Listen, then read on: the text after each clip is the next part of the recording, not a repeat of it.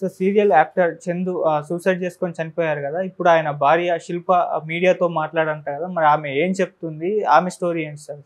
యాక్చువల్‌గా మనకి ఒక 3 రోజుల నుంచి ఇది రకరకాలుగా వైరల్ అవుతుంది. 12వ తేదీ మార్నింగు వాళ్ళిద్దరు అంటే త్రినయని సీరియల్ యాక్ట్రెస్ పవిత్ర జయరాం, అందులోనే యాక్ట్ చేస్తున్న చందు అలియాస్ చంద్రకాంత్, వీళ్ళిద్దరూ కలిసి వాళ్ళ అక్క కూతురుతో కూడా వస్తున్నారు.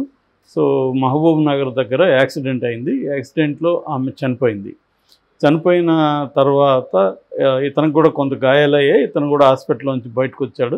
అప్పటి నుంచి కూడా అతను ఆమె జ్ఞాపకాల్లోనే ఉండడం, ఒక తీవ్రమైన షాక్కి, డిప్రెషన్కి గురయ్యాడు. సో తను మీడియాతో కూడా మాట్లాడాడు, కొన్ని టీవీ ఛానల్కి ఇంటర్వ్యూలు ఇచ్చాడు. అప్పుడు కూడా నాకు బతకాలని లేదు, ఆమె నా జీవితం, ఆమె వెళ్ళిపోయింది, నేను ఇంకో 2-3 రోజుల్లో మేమిద్దరం భార్యాభర్తలని ప్రకటిద్దాం అనుకున్నాం ప్రపంచానికి, ఈ లోపల ఇది జరిగిపోయింది అనేది అతను చెప్పాడు. దాని మీద మనం ఆల్రెడీ వీడియో చేసాం. సో ఇప్పుడు యాక్చువల్గా ఏంటంటే ఆమెకు పెళ్ళి 2 పిల్లలు, ఆమెకి ఇంకా పెద్ద పిల్లలు, దాదాపు 20 ఇయర్స్ ఒక బాబు పాప ఆమెకు. ఆమె విడాకులు ఇచ్చేసింది భర్తకి. ఆమెకు చిన్నప్పుడే పెళ్లి చేస్తారని చెప్తున్నారు. అందువల్ల ఆ పెళ్ళి వర్కౌట్ అవ్వలేదు. సో తర్వాత వీళ్ళిద్దరు పరిచయం అయ్యారు. ఇక చందుకు కూడా పెళ్ళయింది ఆల్రెడీ. చందుకి కూడా 2 పిల్లలు ఉన్నారు. 8 ఏళ్ళ ఒక పాప, 4 ఏళ్ళ బాబు, 3వ క్లాసు ఎల్కేజీ ఇద్దరు. సో తనకు కూడా లవ్ మ్యారేజ్ అని వార్తలు వచ్చింది కానీ వివరాలు రాలేదు. వీళ్ళిద్దరి గురించే మీడియా హైక్ చేసింది, ఎవరు పవిత్ర అండ్ చందు. కొంతమంది ఏమో పవిత్ర చందు భార్య అని కూడా రాశారు మీడియాలో, కొన్నిసార్లు ఏమో ప్రియురాలు అనేది కూడా వచ్చింది. ఏదేమైనా వీళ్ళిద్దరి లవ్ స్టోరీ, వీళ్ళిద్దరి ప్రాబ్లమ్స్ ఇవే బయటకు వచ్చాయి. ముఖ్యంగా వాళ్ళిద్దరి మధ్య ఎంత ఎమోషనల్ బాండ్ ఉందో ఆ ఇంటర్వ్యూలు అవన్నీ ఇప్పుడు బయటకు వచ్చాయి. అయితే the other side of the story అంటే ఈమె వాళ్ళ భార్య శిల్ప, ఆమె ఈరోజు మీడియాతో మాట్లాడింది. అసలు ఆమె ఏం మాట్లాడింది అనుకున్నప్పుడు ఆమెది ఒక రకమైన హృదయ విదారకమైన కథ. సో ఆమె హై స్కూల్లో ఉన్నప్పుడే ఇతను లవ్ చేశాడు. ఇతను అప్పటి నుంచి 3 ఏళ్ల పాటు వెంటపడ్డాడు. ఆ తర్వాత కొన్ని ఏళ్ల పాటు వీళ్ళిద్దరూ ప్రేమించుకున్నారు ఈ ఓకే చేసిన తర్వాత. సో 2004 నుంచి కూడా వాళ్ళు ప్రేమించుకున్నారు. 2004 నుంచి 2015 వరకు, అంటే దాదాపు 9 ఏళ్ళు వాళ్ళిద్దరూ ప్రేమలో ఉన్నారు. సో 2015లో పెళ్లి చేసుకున్నారు. అది కూడా అమ్మాయి వాళ్ళ ఇంట్లో వాళ్ళకి ఇష్టం లేకపోయినా అమ్మాయి ఎదిరించి పెళ్లి చేసుకుంది, ఒప్పించింది. సో అందరూ బంధువుల సమక్షంలోనే పెళ్లి చేసుకున్నారు. ఆ తర్వాత వాళ్ళకి 2 పాప బాబు పుట్టారు. సో అప్పటి నుంచి కూడా బిగినింగ్ నుంచి కూడా బాగా చూసుకునేవాడు, తను బాగుండేది. ఈమె అంతకుముందు హెచ్ఆర్లో పనిచేసేది. తనకు తెలిసిన సర్కిల్స్ ద్వారా ఈమె ఇతన్ని సీరియల్స్కి కూడా ఇచ్చేసింది. మధ్యలో ఒక చిన్న సాఫ్ట్వేర్ కంపెనీ కూడా ఇతని దగ్గర పెట్టించిందని చెప్తున్నాడు. అతను దాన్ని నడపలేదు. దాని తర్వాత సీరియల్లో ఈమె రికమెండ్ చేసింది. ఆ తర్వాత పవిత్ర, ఈ త్రినయనిలో పవిత్ర ఇతనికి అక్క రోల్ చేసిందని చెప్తున్నారు. అక్కడ ఆమె పరిచయం అయిన తర్వాత సో ఆమెతో అఫైర్లోకి వెళ్ళాడు. అప్పటి నుంచి ఈమెకు శిల్పకు నరకం చూపించడం మొదలుపెట్టాడు అనేది ఆమె చెప్తుంది. సో పవిత్రతో స్టార్ట్ అయిన తర్వాత ఇంటికి సరిగా రావడం మానేశాడు. వచ్చినా కూడా నన్ను తిట్టడం, చాలాసార్లు కొట్టేవాడు కూడా, మందు తాగేసి వచ్చేవాడు, నన్ను కొట్టేవాడు. నా ఎదురుగానే ఆ అమ్మాయితో వీడియో కాల్స్ చేస్తూ పాపా బుజ్జి నన్ను మిస్ అయ్యావా ఇలాగా మాట్లాడుతుండేవాడు. సో నేను ఇది ఎవరికైనా చెబితే పరువు పోతుంది, 2 పిల్లలు ఉన్నారు, ముఖ్యంగా ఆడపిల్ల ఉంది అని చెప్పి నేను సైలెంట్గా ఉన్నాను. నాకైతే అత్తమామ నన్ను సపోర్ట్ చేశారు, చందు వాళ్ళ అమ్మ నాన్న. వాళ్ళకు కూడా బాధపడుతున్నారు, కానీ అతను ఎవరి మాట వినలేదు. అమ్మాయి మోజులో పడిపోయాడు. సో డీపు ఎమోషనల్గా ఇదైపోయాడు. అప్పటి నుంచి కూడా నాకు నరకమే చూపించాడు. ఈ 5 ఏళ్ళుగా మేము దూరంగానే ఉంటున్నాం. సో అతను నాకు అన్యాయం చేశాడు, నా పిల్లలకి అన్యాయం చేశాడు. వాళ్ళ పిల్లలకేమో తండ్రిలాగా ఇతను కాలేజీలకు వెళ్ళి సంతకాలు చేస్తాడు. మా పిల్లలకేమో ఏనాడు కూడా ప్రోగ్రెస్ రిపోర్ట్లు చూడడం కానీ వాళ్ళ గురించి పట్టించుకోవడం కానీ చేసేవాడు కాదు. అప్పుడప్పుడు పిల్లలు చూడడానికి ఇంటికి వచ్చేవాడు. అప్పుడు కూడా నా సంగతి గురించి కానీ ఏం పట్టించుకునేవాడు కాదు. రెండోది నా గురించి బ్యాడ్గా ప్రచారం చేసేవాడు అందరి దగ్గర.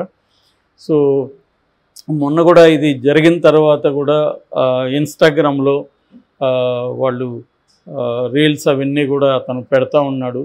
ఆ తర్వాత మళ్ళీ డిలీట్ చేశాడు. మొన్న 2 రోజుల ముందు ఆ అమ్మాయి బర్త్డే ఉన్నింది, పవిత్రది. అక్కడ కూడా కింద ఇంకా 2 రోజులు ఆగు నేను వస్తున్నాను అని పెట్టాడు. అది చూసి నేను అతన్ని పిలిపించి కొంతమంది మా బంధువులు వాళ్ళని పిలిపించి వాళ్ళిద్దరుగా అతన్ని మాట్లాడాను. నువ్వు ఆమె కోసమే ఇది చేస్తున్నావు, చచ్చిపోతానంటే మన పిల్లలు ఉన్నారు, వీళ్ళ భవిష్యత్తు ఉంది, నువ్వు ఇది ఆలోచించాలి, నువ్వు బతకాలి అని నేను మాట్లాడాను. నేను అంత పిరికోడిని కాదు, నేనేం చచ్చిపోను అని చెప్పేసి పోయాడు.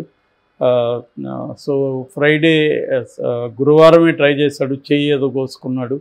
కానీ అక్కడ పవిత్ర ఇంటి దగ్గర పక్కన ఎవరో ఉండి ఆయన్ని హాస్పిటల్కి తీసుకెళ్ళి ఇచ్చేశారు. ఆ తర్వాత ఫ్రైడే ఎంతసేపు ఫోన్ చేస్తున్నా తీయట్లేదు. వాళ్ళ ఫ్రెండ్స్ కూడా చేశారు. దాంతో తెలిసిన వాళ్ళ ద్వారా నేను పంపిస్తే ఇతను ఊరేసుకొని ఉండడం చూశారు వాళ్ళు. దాంతో పోలీసులకు ఫోన్ చేశారు, పోలీసులు వచ్చారు. ఇలా నాకు అన్యాయం చేసిపోయాడు. బతుకున్నప్పుడు నాకు నరకం చూపించాడు, ఇప్పుడు నా పిల్లల్ని అనాథగా చేసి వెళ్ళిపోయాడు. సో నేను పెళ్ళై కొంతకాలం తర్వాత ఉద్యోగం కూడా మానేసి పిల్లల కోసమే ఫుల్ టైము ఇంట్లో ఉంటున్నాను పిల్లలు చూసుకోవడానికి అని ఆ అమ్మాయి ఏడుస్తుంది బేసిక్గా. సో అంటే ఇది బేసిక్గా ఏంటంటే ఇతను లవ్ మ్యారేజ్ చేసుకున్నాడు. నేను నిన్నే చెప్పాను, లవ్ మ్యారేజ్ అయినా అరేంజ్డ్ మ్యారేజ్ అయినా పెద్ద ఫరక్ ఏం పడదు. మ్యారేజ్కి ముందే వ్యవహారాలు తేడా ఉంటాయి. చాలామంది లవ్ మ్యారేజ్ చేసుకున్నాక వేరే అఫైర్లు అనేది కామన్. ఇవాళ అమ్మాయిలకైనా అబ్బాయిలకైనా మల్టిపుల్ అఫైర్స్ మనం అనేకసార్లు చెప్పుకుంటున్నాం. ఇది కూడా అటువంటిదే. కాకపోతే ఇక్కడ ఏంటంటే ఈ అమ్మాయి ధైర్యంగా ఇతను ఎలాగో మనకు దక్కడనుకున్నప్పుడు ఈ అమ్మాయి ధైర్యంగా సపరేట్ అయ్యి చేసి ఉండాల్సింది. అది అమ్మాయి చేయలేదు, ఇతనే కావాలనేది ఉంది. దానికి అమ్మాయి చెప్పే కారణం ఏంటంటే నా పిల్లలకి తండ్రి మిస్ అవుతాడు, నాకు తండ్రి లేడు, మా అమ్మ కూడా ఈ మధ్య చనిపోయింది, సో తల్లిదండ్రులు లేని లోటు నాకు తెలుసు, అందుకని పిల్లలకి ఫాదర్ కావాలన్న ఉద్దేశంతోనే నేను ఇతను మారుతాడనే హోప్తోనే ఉన్నాను. మహిళా మండలికి కూడా మధ్యలో వెళ్ళాను. వాళ్ళు అడిగినప్పుడు కూడా పవిత్ర నా ప్రాణం, నేను పవిత్రను వదలనని వాళ్ళ దగ్గర కూడా ఓపెన్గానే చెప్పాడు. అప్పుడే నాకు వాళ్ళు చెప్పారు, అమ్మ ఇతను చేంజ్ కాడు, నువ్వు సపరేట్గా నీ పరిస్థితి నువ్వు చూసుకో, విడాకులు ఇచ్చేయి, అతని నుంచి ఏమన్నా భరణం గిరణం ట్రై చేయి అని చెప్పారు. కానీ నేను వినలేదు. నేను ఇతను మారుతాడనే హోప్తోనే ఉన్నాను. పవిత్ర కూడా నాకు అప్పుడప్పుడు ఫోన్ చేసి అతను నా భర్త, ఇంక వదిలేను, మర్చిపో అని కూడా నాకు చెప్పింది. నేను చివరికి పవిత్ర వాళ్ళ కొడుకును కూడా కలిశాను, అబ్బాయి పెద్ద అబ్బాయి. ఆ అబ్బాయిని కలిసి ఇలాగా నా హస్బెండ్ ఇలాగ మీ అమ్మతో అఫైర్లో ఉన్నాడు, మీ కళ్ళ ముందే బెడ్రూమ్లోకి వెళ్తుంటే మీకేమీ అనిపించదా అని నేను అడిగితే, అది మాకే సంబంధం లేదు, మా అమ్మ ఆయన వాళ్ళిద్దరూ ఇష్టం, అది మేమేం చేయగలం అని అతను చెప్పాడు. సో ఇలాగ అన్ని రకాలుగా నేను ట్రై చేశాను. బట్ మా బంధువులకు కానీ ఎవరికి కూడా ఈ విషయం చెప్పలేదు, ఎందుకంటే వాళ్ళకి నా మీద ఒక బ్యాడ్ అభిప్రాయం వస్తుంది అనేసి నేను చెప్పలేదు అనేది ఆమె బేసిక్గా చెప్తుంది. సో ఇక్కడ ఏంటంటే ఇతను సో దాన్ని సాల్వ్ చేయడంలో ఇతను పట్టించుకోలేదు. ఇతను టార్చర్ చేయడం అదంతా ఖచ్చితంగా ఖండించాల్సిన విషయం. ఎందుకంటే ఇప్పుడు ఆ అమ్మాయి నచ్చలేదు, వేరే అఫైర్లోకి వెళ్ళాడు. సో వాళ్ళ పిల్లలకి కానీ భార్యకి కానీ ఇతను ఏదో ఒకటి చూపించాల్సిన బాధ్యత అతని మీద ఉంది. అది వదిలేసి అతను వాళ్ళని నరకం చూపించడం, ముఖ్యంగా భార్యను అనేది ఘోరం. ఎందుకంటే వాళ్ళ అమ్మ కూడా, ఈ అబ్బాయి వాళ్ళ అమ్మ కూడా సేమ్ వెర్షన్ చెప్తుంది. వాళ్ళు మొన్న పోయింది కూడా ఊటీకి వెళ్ళారు, అక్కడి నుంచి రీల్స్ కూడా చేసి పెట్టేవాళ్ళు అని చెప్తుంది భార్య. అట్లాగే నా సోషల్ ఐడీలన్నీ కూడా బ్లాక్ చేసేసాడు అతను. నేను ఏ రకంగా కూడా ధైర్యంగా ముందుకెళ్ళలేకపోయాను అనేది ఆమె చెప్తుంది. సో బేసిక్గా ఆమెకి అంత ధైర్యం ఉండట్లేదు.